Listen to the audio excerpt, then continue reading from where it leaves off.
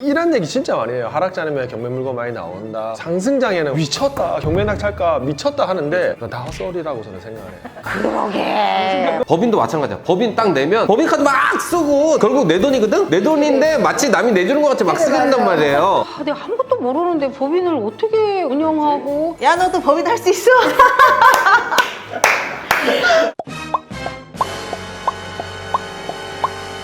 자, 반갑습니다. 네, 반갑습니다.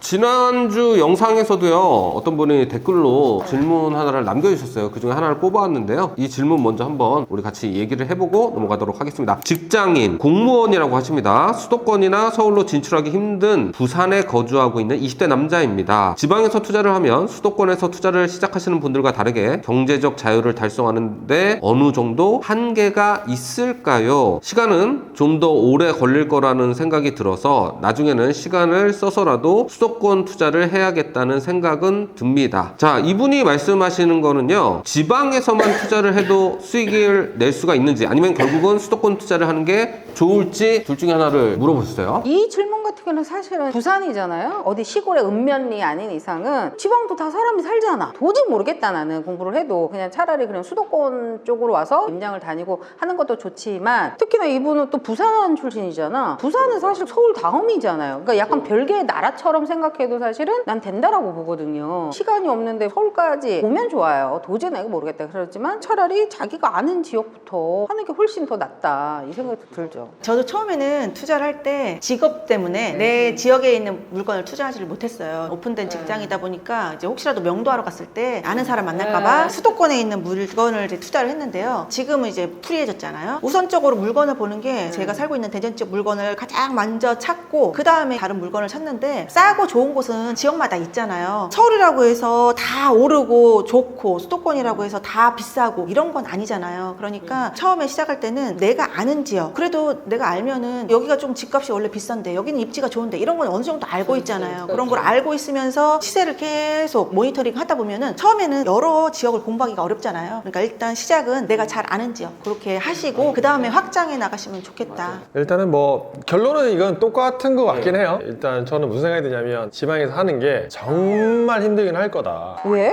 왜 이렇게 힘들다고 생각한 거야? 왜 그 생각을 하냐면, 일단은 내 주위에 당장에 할 수 있는 것들이 많이 없으면 저는 제 스스로 반문을 해보거든요. 만약에 내가 지방에 있었으면 이렇게 매물들이 많이 없는데 과연 할 수 있을까 물어보면 저는 솔직히 못했을 것 같다는 생각이 들어요. 제 상황 자체가 인천에 있고 서울에 있었으니까 했지, 어쨌든 말은 제주도로 보내고 사람은 서울로 보내면 결국 서울에 기회가 많은 건 사실이라는 생각이 들어서 안 된다는 건 아니고 정말 어려울 것 같다는 생각이 들고요. 저는 개인적으로는 지방의 광역시급은 제가 물건을 많이 봤을 때 그냥 그 지역만 봐도 되고, 광역시급이 아닌 곳은 지방을 3군데 정도는 묶어야 돼요. 예를 들어서 저희 고향 기준으로 하면 진주에 살면 진주만 물건 보기에는 물건이 너무 작아. 진주, 창원, 마산 이렇게 3개 정도는 묶어두면 우리가 지방이지만 충분히 투자할 수 있는 물건들은 있다라는 말씀을 드리고 싶고, 지방에서 수익을 내지 못하는 사람은 결국 서울에 와서도 수익을 내기는 힘들 거기 때문에 지방에서 작은 물건이지만 수익을 내보고, 개인적으로 최종 목적지는 수도권이 되긴 돼야 된다. 더 기회가 많으니까. 근데 그렇게 좀 정리가 되면 좋지 않을까. 종잣돈이 좀 있고 여유가 되면 서울에 투자하는 것도 괜찮을 것 같긴 해요. KTX 타고 오면 되니까. 근데 이제 초보자들이 이제 진입하기에는 몇천 또는 뭐 1억 내외적으로만 움직이니까 그걸 들고 와서 투자하기에는 또 여의치가 않잖아. 그러다 보면 아까 할코님이 말한 것처럼 차라리 이제 광역시나 아니면 시에서 몇 개 정도를 이제 초보자들이 접근하기에는 차라리 그게 조금 더 쉬워 보이고, 제가 이제 강원도 동해, 삼척 뭐 이런 쪽으로 해서 제가 한 10채 정도를 가지고 있어요, 집이. 얼마 안 해, 안 하긴. 서울이랑 이렇게 뭐 수도권에 오면 얼마 안 해, 진짜. 한 3분의 1 가격도 안 돼. 어쨌거나 거기서 제가 10채를 가지고 있다는 건 그 지역에 대한 자신감이 있으니까 계속 낙찰을 받고 모으는 중이거든요. 지방이라고 무시할 필요가 없다니까? 돈을 버는 거는요, 수도권이나 서울에 투자한다고 무조건 돈을 버는 게 아니에요. 결국은 자기가 얼마나 잘 아는 지역에 투자를 하는 게 돈을 버는 데 기준이 되는 거기 때문에 굳이 그치, 거기다 이제 확장을 이렇게 해 나가는 거지. 처음 시작은 동네에서 해놓고 그런 다음에 이제 경제적 자유를 얻기 위해서, 그러니까 정말 큰 투자를 하고 싶다. 그러면 그때는 이제 서울로 아니면 수도권으로 이동하는 게 좋지 않을까. 지역 때문에 경제적 자유를 달성하는데 한계가 있다기보다는 어떤 물건을 하느냐, 얼마만큼 하느냐에 따라서 경제적 자유 달성하는 시간의 차이가 있을 수가 있다. 그래요. 그렇게 해서 지방에서도 얼마든지 경제적 자유를 크게 누릴 수 있다라고 말씀을 드리고요. 그러면 우리 본격적으로 시작을 해보도록 하겠습니다. 부동산 투자에서 경매 공부 필수 대 경매가 아니어도 돈을 벌 수 있다. 아니어도 볼 수 있죠. 저는 경매로 돈을 벌었기 때문에 경매 공부를 필수로 해야 된다. 저는 경매 아니어도 부동산으로 투자한 사람들이 진짜 큰 돈을 더 많이 벌었다. 오히려 큰 돈을 벌기 위해서는 부동산 일반을 알아야 되지 않나라는 생각을 하긴 하지만 경매는 좀 누누이 말씀드리지만 그냥 아울렛이죠. 알아두면 좋은 거죠. 알아두면. 저도 경매 공부는 필수라고 생각해요. 필수? 왜냐면 경매 공부라는 게 사실 범위가 좀 넓긴 하잖아요. 요즘에 전세세 같은 거 많잖아. 그럴 때 경매 공부를 해두면 이게 저절로 알아져. 그래서 저는 경매 공부는 필수. 우리가 이제 수강생들을 이렇게 보다 보면 경린이다, 불인이다 이런 타이틀을 달고 오시는 분들도 있는데 그 중에 많은 분들이 벌써 예전에 재개발이라든지 금매라든지 이런 걸 다 한두 번 이상은 해봐서 거기서 돈 맛을 봤던 거야. 봤는데 아 경매로 이거를 할 수도 있다라는 거를 갖다 어디서 이제 정보를 듣고 오시는 경우가 제법 많아요. 그걸로도 굉장히 돈을 많이 버셨더라고. 근데 이제 경매라는 걸 알면 거기서 더 싸게 받을 수도 있고 얘를 활용할 수 있는 범위가 더 많다라는 걸 오셔서 이제 알게 되시는 경우가 많더라고요. 그분들 입장에서는 필수라는 것까지는 아니지만 알아두면 상당히 좋다. 돈이 있는 사람들은 굳이 경매를 몰라도 그치. 투자를 잘할 수 있어요. 그런데 돈이 적은 가운데서 시작을 하고 그 돈으로 크게 돈을 벌고 싶으면 경매를 알아둬서 싸게 매입을 하고 투자를 할 수 있는 게 경매 아닐까. 근데 돈이 많아도 경매는 난 필수로 알아야 된다고 봐요. 실제적으로 경매 초급반 오시는 분들 내가 이렇게 앙케이트 조사를 해보면 돈이 있는 분들은 거의 별로 없어. 다 5천만 원, 1억 미만 내외고 돈이 있는 분들은 분양권 반을 간다든가 재개발 반을 가. 저는 늘 얘기하는 게 부동산 안에서도 제일 바닥이 경매다. 얘를 알고 나면 모든 것을 다 섭렵할 수가 있다. 분양권도 할 수도 있고 재개발도 할 수도 있고 금매도 할 수도 있고 그래서 나는 경매를 반드시 좀 배워놓으면 좋다. 이렇게 이야기를 하죠. 그러면 돈이 있는 사람은 아니어도 돈 벌 수 있고 돈이 없는 사람은 필수다라고 정리를 하겠습니다. 경매 공부하라는 얘기네. 이거 보시는 분들 다 경매 공부해야 돼. 자, 그러면 다음은요. 하락장은 기회다. 투자를 해야 된다. 위기다. 조심해야 된다. 이제 전체적인 분위기는 하락장이라고 하지만 저도 요번에 이렇게 하락장이지만 낙찰 받았거든요. 시세보다 어쨌든 싸게 샀기 때문에 바로 팔아도 얼마 남는 물건이니까 하락장이라고 해서 조심해야 될 건 있지만 이것도 공부가 필요한 부분이죠. 사실 이게 제가 보는 관점에서는 요즘 이제 나오는 경매 물건들이 영끌했던 친구들의 물건들이 많이 나오는 것 같아요. 그런 물건들이 이제 채무가 힘드니까 시장에 나오는 거지 경매. 그래서 좋은 물건들이 의외로 저는 좀 많더라고요. 그래서 어떤 결단까지 내렸냐면 얼마 전에 제 개발권을 팔았어. 사실 이제 많이 올랐었다가 지금 이제 좀 많이 떨어지긴 했는데 절대 손해는 아니죠. 처음에는 계속 그냥 버티고 있자, 입주장까지 버티고 있자 이렇게 고민을 하다가 재개발권을 하나 이제 팔기로 했는데 그 요인 중에 하나는 물건이 너무 좋은 물건들이 너무 많이 나오는 거야. 차라리 이걸 팔아서 그걸로 불리는 속도가 이게 더 빠르겠다 이 생각을 한 거예요. 버텨서 조금 더 가져가느니. 그래서 지금 오히려 하락장이 기회다라는 걸 나는 몸소 좀 느끼고 있는 그런 상태예요. 뭐 정답은 정해져 있는 거죠. 조심해서 투자를 해야 한다. 이게 두 개를 짬뽕 씌는 게 정답이긴 한데 제가 드리고 싶은 말씀은 이런 얘기 진짜 많이 해요. 하락장이면 경매 물건 많이 나온다. 상승장에는 우리 뉴스 그거 많이 봤죠. 미쳤다. 경매 낙찰가 미쳤다 하는데 다 헛소리라고 저는 생각을 해요.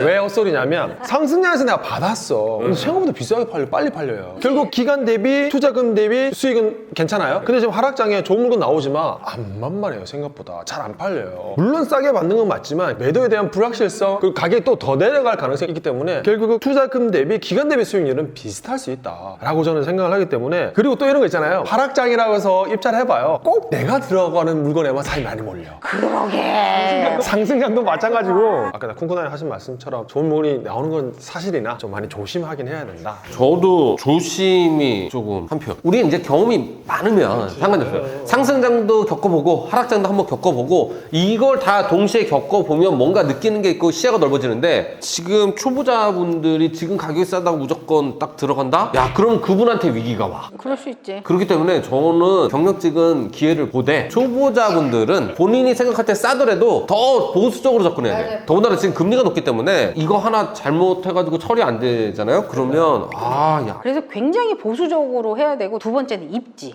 여기는 무조건 하락장이든 상승장이든 사람들이 여기는 너무 좋아 라고 하는 데를 해야지만 그래도 훨씬 성공할 확률이 있다. 이렇게 보는 거지. 어중간하면 이런 시기에서는 오히려 더. 저는 그거 많이 봐요. 요즘에 하는 얘기인데 뭐 당연히 여기 계신 분들은 보고 있겠지만 저는 상승하기 전에 가격을 많이 봐요. 어떻게 수치로 따지면 3, 4년 전 오르기 전에 가격. 그럼 내려도 건축값과 자재값이 있기 때문에 그래도 그 가격 이하로는 안 떨어질 것이다 라고 생각을 해서 그 가격을 보고 투자를 하는 편이긴 해요. 그것도 기준이 될 수가 있죠. 그렇죠. 제일 위험한 건 상승장이든 하락장이든 본인의 자금력을 초과한 걸 투자하면 안 돼. 아무리 상승장일 때도 그렇고 하락장일 때도 그렇고 그거를 초과해버리면 굉장히 힘들기 때문에. 그래서 이거 같은 경우는 조심해서 투자해야 된다. 조심해서 기회가 있는 입지가 좋은 쪽에 투자하라. 그렇죠. 그러면 다음 주제는요, 우리가 투자를 할 때 개인 투자로 시작할 것인가, 법인 투자로 시작을 할 것인가. 어렵네요. 법인을 왜 한다고 생각하세요? 세금 아끼려고. 어떤 물건에 대한 세금? 대부분의 모든 물건에 그렇지. 그러니까 그런 거예요. 원래 옛날에는 당연히 한 2, 3년 해보고 내가 좀 괜찮은 것 같아. 그때 당연스럽게 법인 넘어갔어. 저도 한 3년 차? 그때 법인 넘어갔으니까. 근데 지금은 그렇게 하기에는 다주택자에 대한 규제, 단기 매매에 대한 규제가 너무 심해서 주택 같은 경우에도 개인 투자로 계속 해나가기가 굉장히 힘들단 말이에요. 평에 큰 거는 개인 명의 하면 되고 작은 거는 법인으로 또 하면 되고. 그런데 지금 개인으로 주택만 하기에는 시장이 만만치 않기 때문에 다른 투자도 병행을 해야 하는 시기라고 저는 생각을 해요. 초보지만 어쩔 수 없어. 힘든 시기지만 어쩔 수 없어. 근데 그렇게 해서 처리를 하기에는 법인을 내야 낙찰받고 바로 매도가 가능하지, 아니면 다 묶여요. 상가 개인으로 딱 했죠? 일반 가서 몇 년 뒤? 2년 뒤예요. 근데 법인은 상가 낙찰 딱 받죠? 바로 매각을 할 수 있단 말이에요. 그 세법적인 면으로 봤을 때는 지금은 주거에 대한 단기 소득세가 너무 높기 때문에 법인으로. 초보인데? 그러니까 내가 엄청 어렵다 얘기하는 거야. 내가 말하기가 너무 조심스러운 게 얼마나 힘들지 않을까. 1억 이하는 법인으로 할 수 있겠지만 그 이상짜리는 솔직히 주택은 법인으로 못 한다고 지금 생각하고 있어요. 되는 구조의 물건을 아직은 본 적이 없어요. 법인으로 초보자가 주택을 하기에는 대출적인 것도 그렇고 양도하는 것도 그렇고 뭐 취득도 그렇고 쉽지가 않지. 크게 봤었을 때는 법인을 걸음마 시작하는 것부터 해서 경험해 보는 것도 좋다. 저도 이제 뒤돌아보니까 차라리 법인을 좀 힘들지만 옛날부터 냈으면 어땠을까에 대한 약간 그건 있어. 근데 또 어떤 면에서는 내가 아무것도 모르는데 법인을 어떻게 운영하고, 왜냐면 법인은 또 기장도 해야 되잖아. 어쨌거나 이제 나가는 고정 비용들이 법인은 좀 있고, 대출적인 것도 그렇고, 첨언을 하자면 주택은 법인으로는 힘들고 상가라든지 할 때는 법인이 훨씬 좀 더 낫지 않냐. 저는 그렇게 생각합니다. 저는 이제 초보자라는 단서가 있었기 때문에 초보일 때는 개인 명의로 사고 팔고 하기가 쉽지도 않아요. 그 다음에 한 개 사고 나서 바로 또 한 개 사기도 어려운 마음가짐일 거라고 생각하거든요. 그렇다고 한다면 개인 명의로 조금 몇 번 경험하고 그 다음에 공시가격 1억 이하의 물건이다. 그럴 때 법인으로 한번 해볼까 할 때 그때 또 법인을 내도 될 것 같고, 초보라는 그런 단서를 보면은 20억짜리 물건 하기는 쉽지 않으니까 투자를 해보고 나서 그 다음에 좀 해도 되지 않지 않을까. 저도 개인으로 좀 해보고 입찰도 좀 해보고 하나 낙찰을 받아보고 몇 건까지는 아니지만 그래 놓고 법인으로. 왜냐면 우리가 막 부동산 공부를 막 하러 왔어. 권리 분석 보고 막 이러면 난 금방 부자가 될 것 같아. 법인도 마찬가지야. 법인 딱 내면 비록 1인 법인이지만 나중에 삼성처럼 될 것 같은 환상에 쌓여있게 되죠. 그래서 막 법인카드 막 쓰고 결국 내 돈이거든? 내 돈인데 마치 남이 내주는 것 같이 막 쓰게 된단 말이에요. 잠깐만, 그러면 여기서 팩트 체크할게요. 이게 저도 100% 공감을 하지만, 그럼 초보 입장에서 지금 사이클 돌려볼 수 있는 물건이 법인 안 하고 개인으로 돌릴 수 있는 물건이 뭐가 있냐는 거죠. 법인을 하면 개인 투자는 개인 투자를 가져갈 수 있는 거예요. 그죠? 근데 법인을 공무원이라든지 겸업금지라든지 이렇게 하시는 분들은 대표자를 본인이 하기가 어렵다. 가족 중에도 없다. 이렇게 해서 법인을 못 내시는 분들도 있거든요. 맞아. 그러면 개인으로 더 못해요. 그런 분들은 맞아요, 인정. 그러면 법인으로 그런 분들은 어쩔 수 없는 상황, 사업자도 낼 수가 없다, 공무원이다, 중공무원이다, 이런 분들은 어쩔 수 없어. 법인 투자반을 배우면은 무보수 대표를 등록을 해서 이렇게 하는 그런 방법도 있긴 하지만, 그런 것도 혹시라도 걸리면은 내가 이 직장에서 또 어떤 불이익이 있지 않을까, 또 그런 것 때문에 못 하시는 분도 계시는데, 그러면은 뭐 그냥 좀 더 비용을 내더라도 개인 명의 투자를 할 생각을 그냥 하시면 되지 않을까. 그렇죠. 그렇게 해서 개인으로 쭉 가라는 게 아니라 저는 부동산에 들어왔을 때 이게 내 적성에 맞는지 돈을 벌 수 있는지 없는지를 아직 모르는 상태에서 법인부터 땡 내는 것보다 아 근데 이게 왜 얘기를 하냐면 뭐 맞아요. 근데 지금 현 시대에서 자 내가 법인을 안 나고 개인으로 상가를 투자한다, 공장 투자한다 하면 전략 자체가 달라요. 처음부터 내가 처음에 딱 했는데 팔 수 있는 기회가 오는데 못 판다니까 세금이 너무 세서 그랬다가 2년 뒤에 내가 감당할 수 있는 상황이 발생하면 잘못됐다는 거예요. 물론 예전처럼 우리 단기소득세가 그렇게 크지 않을 때는 괜찮아 뭐 이렇게 해도 낫고 저렇게 해도 낫고 당연히 저도 예전에 뭐라고 했냐면 주거용으로 한두 색을 돌아보고 그 다음에 하는 거지 정신 차려라 이 주거용도 투자 못하는 사람이 어떻게 상가 투자할 수 있을 것 같아? 했는데 지금 이 시기에 제 스스로도 반문을 했을 때 그냥 법인도 안 내고 개인으로 한다고 했을 때 와 저는 정말 자신 없거든요. 제가 정말 어렵다고 얘기하는 게 물론 기장도 나가고 하지만 이건 역시도 어쩔 수 없다. 법인을 갖고 있으면 그거에 맞는 물건을 또 볼 수 있어요. 근데 없으면 그런 물건들을 조금 제한을 두고 시작을 하겠죠. 그럼 오케이. 법인에 대한 거부감이 있는 분들이 되게 많거든요. 왜 생각보다 우리가 법인 만드는 게 초보자분들은 그거에 대해서 되게 큰 일인지 알고 부담스럽게 생각을 하는데 그분들한테 그러면은 쉽게 이 법인에 대해서 설명을 해준다면 어차피 법인으로 투자를 해야 되는 게 훨씬 나은 건 사실이잖아요. 그럼 그 초보자분들이 법인으로 만들었을 때 그 부담감을 덜어주는 뭐 마음의 부담? 야 너도 법인 할 수 있어. 나는 이제 지금 법인 사업자도 가지고 있고 개인 사업자도 두 개를 가지고 가는데 초보자들이 만약에 내가 공장이나 상가 쪽에 주력으로 해보고 싶은 마음을 미리 가지고 있는 사람이라면 법인으로 시작하는 것도 난 좋다고 보는데 저도 개인 사업자로 내고 있다가 거의 한 4, 5년 뒤에 법인을 냈거든요. 근데도 계속 두려운 거야. 법인이 되면 뭔가 복잡하고 관리하기도 되게 어렵고 이런 얘기를 너무 주변에서 많이 들어서 경매하고 나서 4, 5년 뒤에 했어요. 약간 후회는 이전에 너무 세금을 많이 냈어. 지금 이제 법인하고 개인 사업자를 두 개를 이제 아울러서 하는데 요 물건을 볼 때는 법인으로 들어가는 게 낫겠구나. 요 물건을 볼 때는 개인으로 들어가는 게 낫겠구나. 이게 판가름이 돼요. 근데 그냥 쉽게 얘기를 하면 아무것도 아니야. 그냥 그 등록하고 어쩌고 저쩌고 하면 한 60만 원? 그래서 나중에 정리 안 되면 그냥 폐업하고 그만둬야 되는 거고. 근데 그 기회비용 한 달에 뭐 10만 원이든 20만 원이 나가는 것 정도는 또 그걸로 해서 또 수익으로 만회할 수도 있잖아. 제가 정답을 알았어요. 공투하세요. 법인 가진 사람과 공투하시면 됩니다. 이번에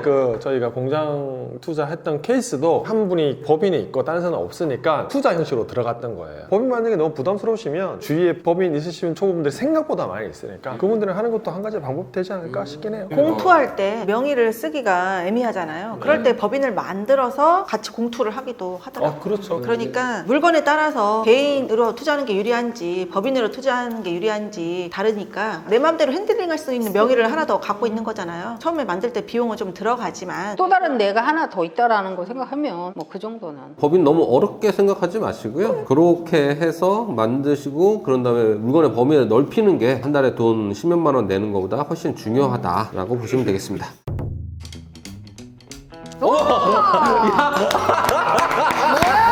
혼인 신고하고 투자한다. 혼인 신고 안 하고 투자한다. 앞에 평생이라는 말이 빠졌네요. 진짜? 앞으로도 할 생각이 없습니다. 뭐야? 나 충격인데? 너무 올드하신 거 아닙니까 지금? 이거를 이해해야 MZ에 가까워지는 거구나. 오케이, 알았어. 아니 근데 진짜 안 할 거예요 혼인 신고를?